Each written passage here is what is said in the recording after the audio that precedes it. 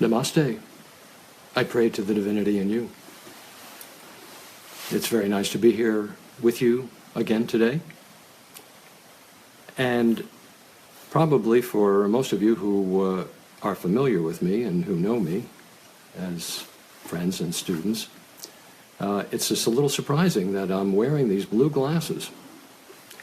I was trying to come up with some way to communicate to each of you the handicap that each of us operates under every single day. The blue glasses represents our faulty concepts, the concepts of the mind that skew our conceptions. And once the conceptions are skewed, our perceptions are faulty. So we're sort of like blind people leading the blind. These blue glasses, for example, were gifted to me by my parents at birth. Their habits became my habits. They were gifted to me, these glasses, by my siblings. Their habits became my habits. They were gifted to me by my aunts and my uncles, by my friends, by my teachers, by my clergy, by politicians, by celebrities. And they taught me many different things. Some of the things that they taught me were very apt, very helpful, but a lot of the concepts that I was taught were inaccurate. And these inaccurate concepts that I learned by wearing these blue lenses taught me that up is down, that in is actually out, that high is low, that black is white, that I am my body, that I am my mind, my thoughts, my desires, my emotions. So by the time that I reached 14 years of age, wearing these lenses every single day and night, even when I went to sleep, I would wear these lenses, these blue lenses, that gave a blue cast to the world. The world to me was blue. So by 14, which was sort of the crown of creation for most of us, we knew everything. But as Shakespeare indicated, only thinking makes it so. But that's what I thought. I thought that I knew everything. I remember when I was a teenager, and it was at a time when the culture was going through what they referred to as a sexual revolution. It was developed by a collective desire to experience happiness through the primitive fountain of sex. You know the four primitive fountains: food, sex, sleep, and self-preservation. They affect all animals. Well, at a certain point in the 1950s and into the 1960s, this desire for happiness was directed through the sexual fountain.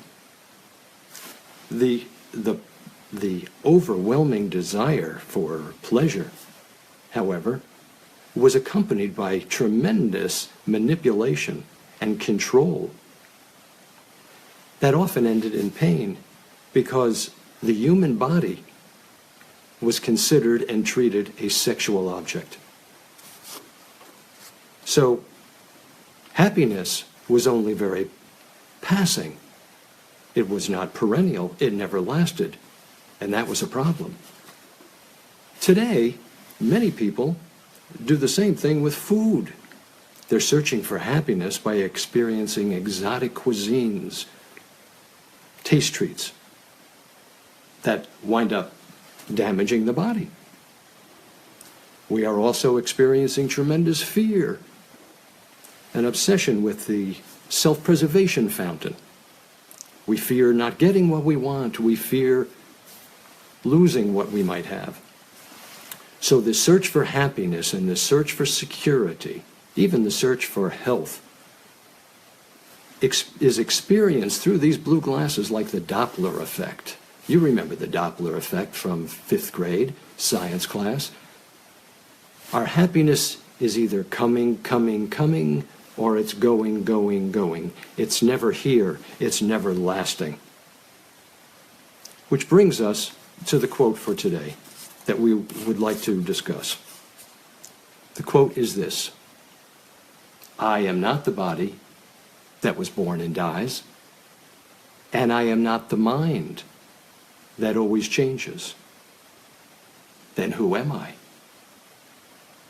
The one who is aware of the body, aware of the mind, and aware of the questions. So what that means is that if I can change my perspective, if I can lose these blue lenses, I can also change my experience. Albert Einstein, as many of you know, said that a problem cannot be solved on the level at which it arises. It has to be solved on a higher level. Well, if I am not the body, and I am not my mind, my thoughts, my desires, my emotions, my concepts, well then who am I? And if I can learn who I am on all grades, levels, and degrees, that's a game changer. That can allow me the freedom to actually see things as they are, not as they used to appear. So let's talk a little bit about who are we?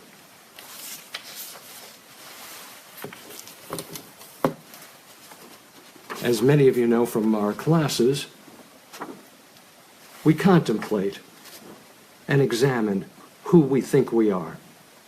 Okay?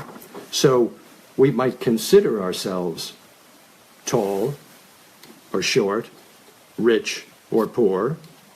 We might be a teacher or a student. We might be happy or sad, angry or forgiving, stressed or calm, heavy or thin. Sometimes we're fearful, sometimes we're fearless.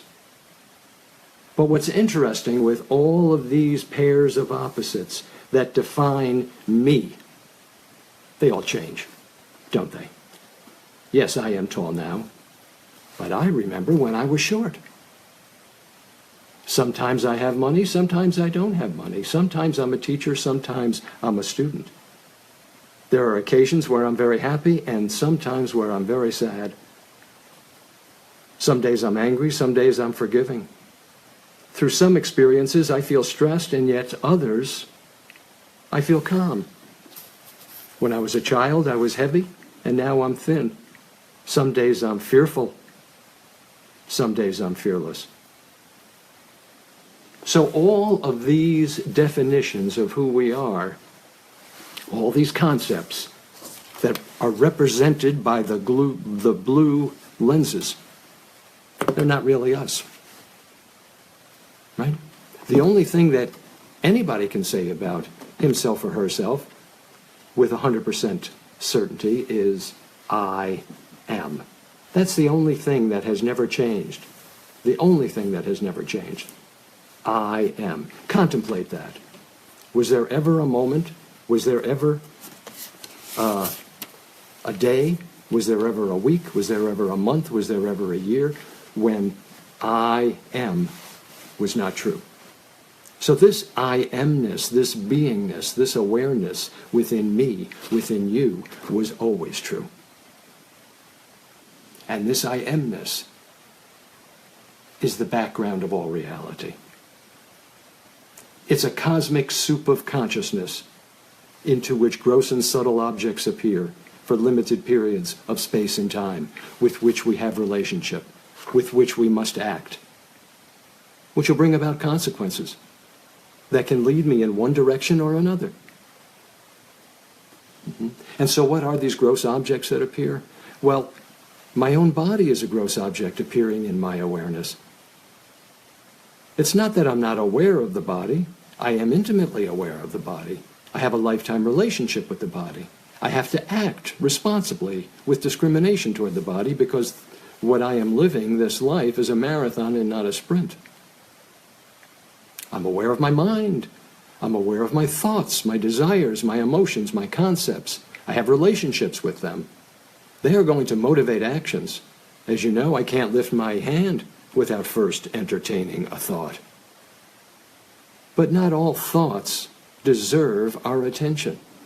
Some are just energy that are coming to us in improper forms that through the act of sacrifice can be transformed into expansive energy, willpower, and creativity.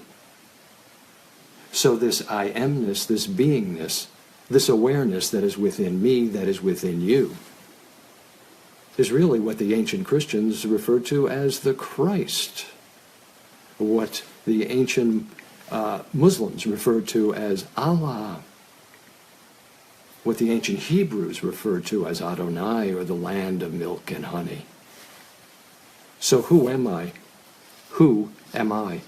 And ancient meditators, women and men just like us, who were looking for the answer to who am I, through their meditation practice, they discovered that this I amness, this beingness, this awareness that is within me has three essential characteristics. The first is called Sat. It means I, at my essential core level, am an eternal being. The second characteristic is Chit. I, this I amness, is pure consciousness. And within consciousness itself resides an intuitive library of wisdom that can tell me 24/7 the thought to think, the word to speak, and the action to take that will always lead me for my highest and greatest good. So who am I? I am Sat. I am an eternal being. I was never born. I will never die. It's self-existent. It's not dependent on anything else. I am not dependent even on the body. I am not even dependent on the mind. I have a body. It's the instrument of action in the world. But I am not the body. I have a mind. I have a lifetime relationship with the mind, with its thoughts, with its desires, with its emotions, with its concepts. But I am not the mind. I am an eternal being. I am pure consciousness, wisdom, and ananda, which is bliss and fullness. You see, on the highest level of consciousness, I am not really an individual. I am, in a relative sense, it is my concept that tells me that I am an individual. It is the limitations of my brain and my senses. It is these blue lenses that tells me that I am an individual. But on the highest level of consciousness, I am nothing that ever changes. I am nothing that is subject to change, death, decay, and decomposition. So we begin to learn that I am a citizen of two worlds simultaneously. I am Sat Chit Anand. I am an eternal being, consciousness, wisdom, and bliss. Essentially spirit, having a human experience in time and space through a mind, body, sense complex. Toward that end, I have to live in the world. And for that, we need the bridge of yoga.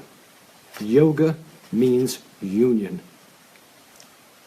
It is a bridge, a metaphoric bridge, a philosophical bridge, a scientific bridge that connects our outer actions with our inner wisdom. And each individual, if we can take the lenses of habit off, the lenses of our fear, the lenses of our anger, the lenses of our self-willed desires, the lenses of our ignorance, which indicates to us and enslaves us to the concept that I am the body and that I am the mind, and I am my thoughts, and I am my desires, and I am my emotions. If I can take those lenses off and base my outer actions, my thoughts, my words, and my deeds on my own inner wisdom, the consequence will bring me the happiness and the health and the security that I deeply desire to the fullest extent possible. If not, there will be inner conflict between outer action and inner wisdom. And that inner conflict will create outer conflict. The first experience that we have of outer conflict is the body starts screaming at us. I have a pain in my shoulder. I have a pain in my back. And if I don't heed the lesson of pain at a low decibel level, the decibel level simply gets louder and louder and louder. So to base my outer actions on my inner wisdom, I have to activate what we refer to as the buddhi. The buddhi is nothing other than our conscience. It's a mirror. It acts as a mirror that can reflect perfect wisdom from the center of consciousness, from what is referred to in yoga science as the superconscious portion of the mind. And the buddhi, our conscience, has a reflective quality like a mirror. It can reflect wisdom from the superconscious portion of the mind into our conscious mind. So once the conscience, the buddhi, tells us something, we don't need a PhD degree to know that it's true. We don't need a college degree to know that it's true. We don't even need a high school degree to know that it's true. But if we can base our outer actions on our inner wisdom, then we will receive what we need. Any questions here that folks might have this morning? We'd like to invite interaction. I see that Bob Iwanek is here. Good morning, Bob. Anybody else? We also want to encourage you to share this video, if it has special meaning to you, with others.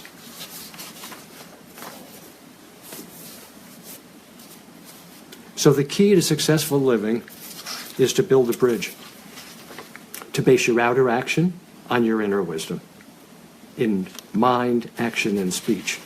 And you, too, will be able to take these blue lenses off and see the world as it is. I have a couple of announcements that I'd like to make. As many of you know, we are going to be holding a Health and Happiness Conference on the 29th of April. Dr. Bernie Siegel, a mind-body medicine pioneer, very well-respected individual in the medical world, will be coming to speak. I will speak. We will have a distinguished faculty of physicians and researchers to share different topics from meditation and breathing and easy gentle yoga. So we would encourage you to come online at americanmeditation.org/happiness, or just come to americanmeditation.org and join and come on the 29th. We also have our transformation journal. We will be coming out with a new one in a couple of weeks. Right now, the current issue is Your Perceptions Are Skewed by Your Conceptions, the blue lenses of old habits. Again, come to our website and you can receive either the printed copy or a digital version. Also, one last comment. The Heart and Science of Yoga, the new edition, the paperback edition, has now been published. It is the American Meditation Institute's empowering self-care program for a happy, healthy, joyful life. It's available at all of the Barnes & Noble stores nationwide. It's available through Amazon. It's available through the American Meditation Institute. Everything that I present here has been published in the Heart and Science of Yoga.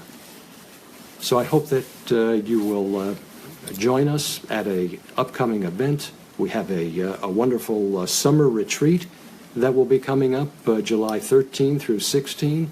We have limited space here at AMI, but there are still opportunities. So again, visit our website and Think about joining us this summer for a retreat where we have a concentrated presentation of the core curriculum of yoga science as was taught for thousands of years. Remember that this is the oldest continuous spiritual and meditation tradition in the world. Thank you for joining me. I see Joyce has a comment. The attachment to the body, mind is so strong, she says. It takes continuous practice, continued practice, to be able to look at words and actions from the stance of an observer, from our essential nature, and remember that we are our essence. We are Satchitanand. Yes, it takes work, but it's spiritual work. It's work that helps us to take away the blue lenses so that we can see clearly. And that is a great blessing. Thank you for joining. I see that Terry is here. Thank you for joining us, Saraswati. Thank you. And God bless you. God bless you. God bless you.